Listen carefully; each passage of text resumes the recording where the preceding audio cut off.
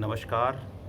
आज एक पुस्तक जो सर्वाधिक पठनीय लोकप्रिय ग्रंथ है श्री रामचरितमानस, उसकी कुछ जानकारी आपके सम्मुख प्रस्तुत करता हूँ। भारत के जन जन के हृदय में निवास करने वाले श्री राम के जीवन चरित्र की गाथा इस पुस्तक में है।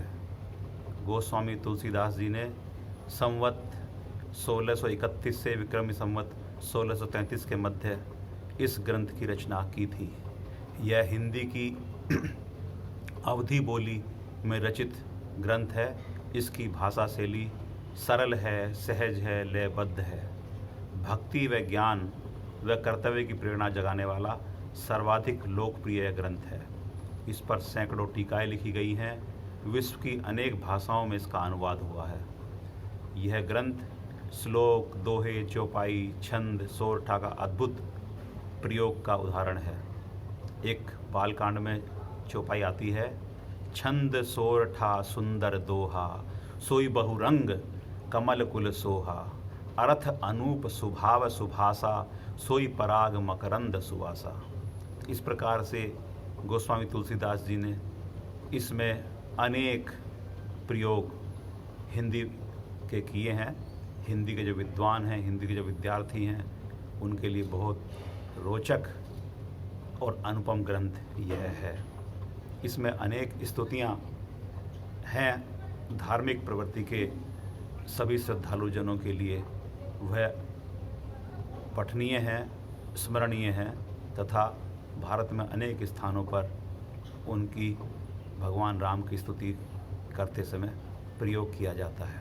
जैसे श्री रामचंद्र कृपालु भजु मन, हरण भव भय दारुणम, नव कंज लोचन कंज मुख कर, कंज पद कंजारुणम। इसी प्रकार से जब श्री राम का जन्म होता है तो बालकांड में सुंदर सुंदर छंदों के द्वारा भय प्रगट कृपाला, दीन दयाला, कौसल्या हितकारी, हर्षित महतारी, मुनि मनहारी, अद्भुत रूप विचारी, लोचन अभिरामा, तनु घन श्यामा, निज आयुध भुजचारी, भूषण बनमाला, नयन विशाला, शोभा सिंधु खरारी। इसी प्रकार से उत्तरकांड जो अंतिम कांड है उसमें बड़ी सुंदर छंदों के द्वारा श्री राम का वर्णन है। श्री राम रमा रमणम समणम, भवताप भयाकुल पहिजनम, अवधेश सुरेश रमेश विभो, शरणागत मांगत पाहि प्रभो।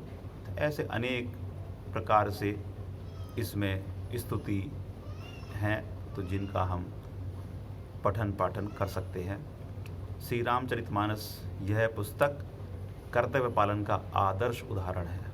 इसमें वात्सल्य, मातृ पितृ सेवा, गुरु भक्ति, आदर्श भातृप्रेम, आदर्श राज्य व्यवस्था, पतिव्रत धर्म, त्याग, धर्म पालन, सदाचार की लौकिक शिक्षा प्रस्तुत की गई है। यह ग्रंथ सबके लिए पठनीय है, अनुकरणीय है।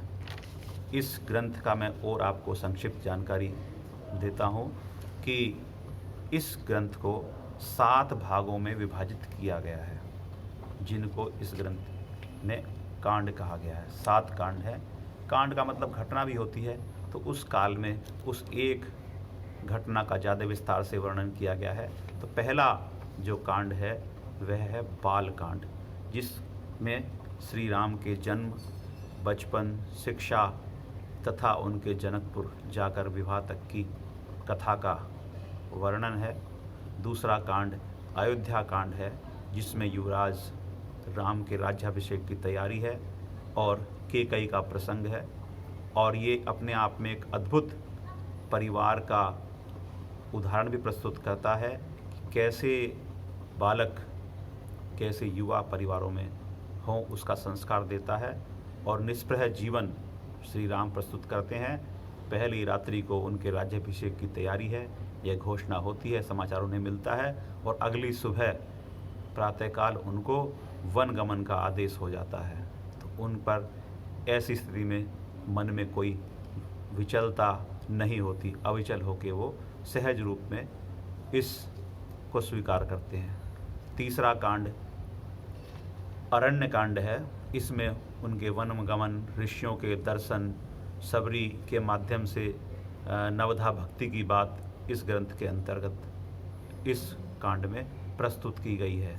चौथा कांड किष्किंधा कांड है, जिसमें हनुमान के माध्यम से उनकी सुग्रीव से भेंट होती है। किष्किंधा नगरी बाली और सुग्रीव का राज्य था, तो इसमें छोटा कांड है, इसके अंदर इसका वर्णन है। अगला कांड सबका परिचित, बहुत पूरे भारत के अंदर मंदिरों में उस कांड की व्याख्या होती है, उसके पाठ होते हैं। सुंदर कांड, सुंदर कांड के अंदर हनुमान का लंका जाना, लंका दहन, इस प्रकार का वर्णन है। और छठा कांड लंका कांड, यह युद्ध का कांड है, राम रावण के युद्ध का है, तो उसमें पूरा युद्ध का वर्णन है। मंदोदरी समझाती भी हैं रावण को, उसका भी उसके अंदर वर्णन है। विभीषण आके मिलते हैं भगवान राम से और भगवान राम उनका राज्याभिषेक करते हैं। अंतिम कांड उत्तर कांड है। इसमें लंका विजय के पश्चात श्री राम वापस अयोध्या आते हैं अपने भाई लक्ष्मण सीता सहित, तथा आदर्श राज्य व्यवस्था कैसी हो इसका वर्णन इस कांड के अंतर्गत किया गया है।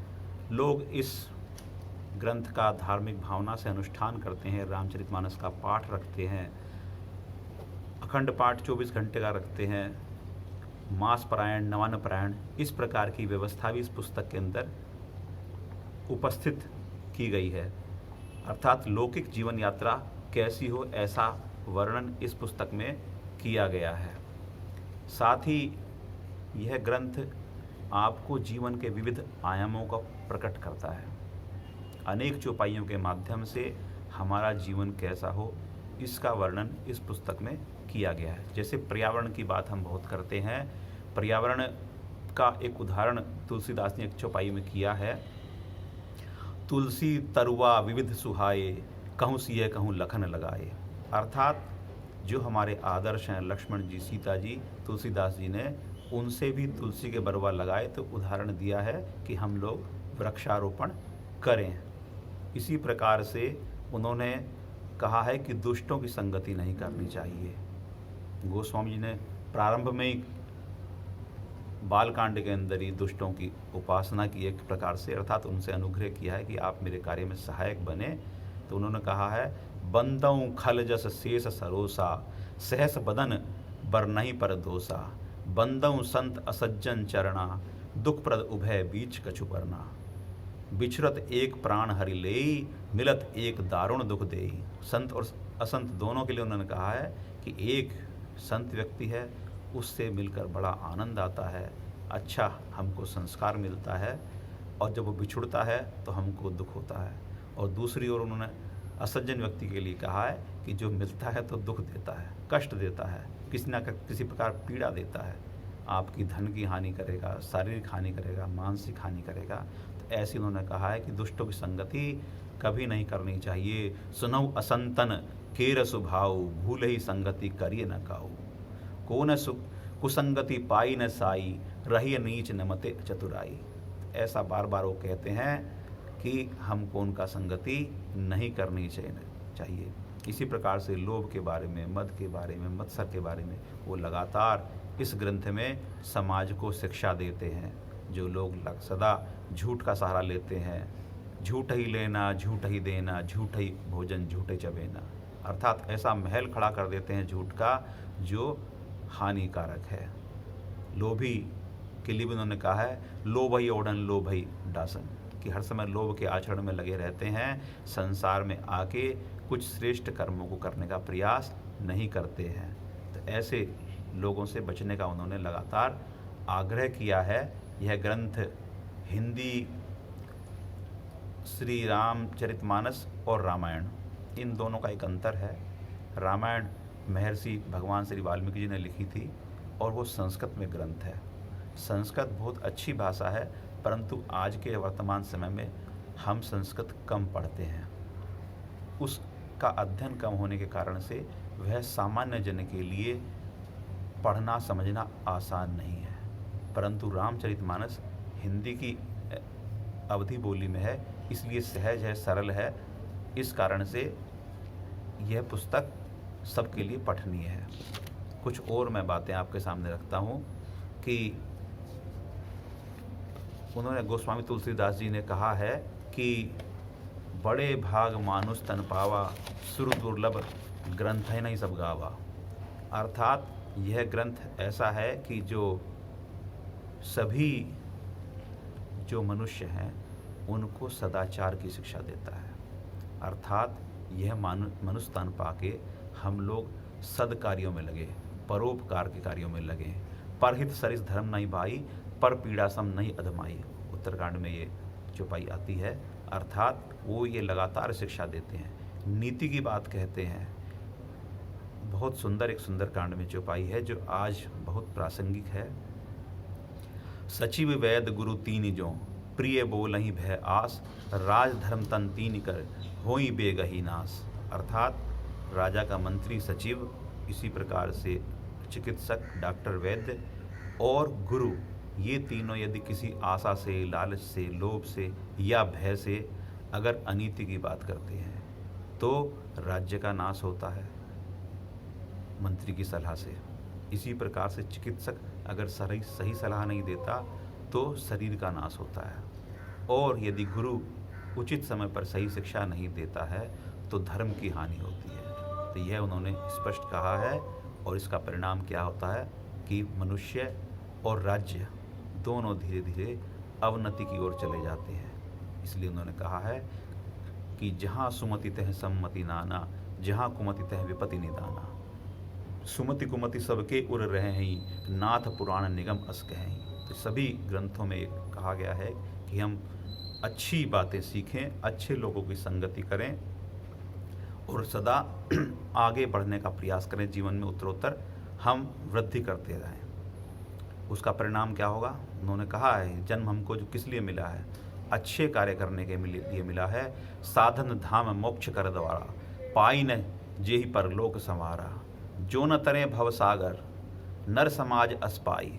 सोकृत निंदक मंदमती, आत्माहान गति जाई। अर्थात ऐसे व्यक्ति जो इस मनुष्य शरीर को पाकर भी अच्छे काम नहीं कर रहे, वह स्वयं ही अपनी हत्या कर रहे हैं, आत्महत्या कर रहे हैं। इसी प्रकार स्त्री के लिए उन्होंने बहुत सुंदर शिक्षा इसमें दी है। जब वनवास के काल में राम, सीता, लक्ष्मण वनों में जाते हैं तो अत्रि ऋषि के आश्रम में पहुंचते हैं। उनकी पत्नी अनुसुईया सीता जी को पतिव्रत धर्म की शिक्षा देती है और साथ में कहती है धीरज धर्म मित्र अरुनारी, आपद काल परखि अहिचारी। ऐसे अनेक प्रसंग इसमें आते हैं कि किस प्रकार से नारी का चरित्र हो, किस प्रकार से उनका स्वभाव हो। इस प्रकार की शिक्षा यह ग्रंथ लगातार हमको देता है। तो इस ग्रंथ को हम सभी को पढ़ना चाहिए। और एक उदाहरण मैं अंत में देके अपनी बात पूरी करूंगा कि यह ग्रंथ, जहाँ मैंने आपको जिक्र किया राम के वनवास के समय का, तो जब श्री राम वनवास से वापस लौटते हैं तो सबसे पहले वो माता कैकेयी के महल में जाते हैं और उनको प्रणाम करते हैं। तो इसी प्रकार से जो मंथरा दासी थी, जिस पूरी घटना राम के राज्य तिलक से उनको वनवास हो और भरत को राज्य तिलक हो, तो इसमें मंथरा की बहुत भूमिका हमने देखी है, सुनी है, पढ़ी है। परंतु श्री राम मंथरा के पास मिलने जाते हैं और उससे कहते हैं मंथरा माई, जो सोच रही थी कि मुझे आकर राम सजा देंगे, दंड देंगे, उससे कहते हैं मंथरा माई आपने तो मेरे ऊपर बड़ा उपकार किया है। मैं पूरे भारत में भ्रमण किया, ऋषियों के दर्शन किए, राक्षसों का संहार किया, जन कल्याण के कार्य किए और मैंने अपना आत्मबल भी बढ़ाया है। तो ऐसा अनुपम ग्रंथ यह है। यह ग्रंथ केवल धार्मिक या आध्यात्मिक भावना से ही पठनीय नहीं है, अपितु शैक्षिक, नैतिक, आचरण, राजधर्म, लोकाचार, लोक व्यवहार की दृष्टि से भी विशेष पठनीय है। यह ग्रंथ मात्र एक पुस्तक नहीं है, ये मानव मूल्यों का एक श्रेष्ठ उदाहरण प्रस्तुत करती है। कहा गया है राम कथा हरि कथा अनंता, गाँव ही सुनई बहुविधि सब संता। तो यह ग्रंथ अनुपम है। मैंने तो संक्षिप्त जानकारी आपके सम्मुख रखी है। अपने संक्षिप्त अध्ययन के माध्यम से इस लॉकडाउन की अवधि में हमको अवसर मिला। हम पाठ तो रामचरितमानस का बहुत वर्षों से करते हैं, जगह जगह स्थानों पर होता है, परंतु अर्थ सहित रामचरितमानस पढ़कर इन सब चीज़ों की जानकारी मुझे मिली। तो आप सब भी यह ग्रंथ पढ़ें। हर प्रकार से ये विद्यार्थियों के लिए भी, शिक्षार्थियों के लिए भी, शिक्षकों के लिए भी, ग्रामीण शहरी सभी के लिए बहुत उपयोगी है। कलिमल हरणी भवसागर तरणी, तुलसी कथा रघुनाथ की। ओम जय श्री राम।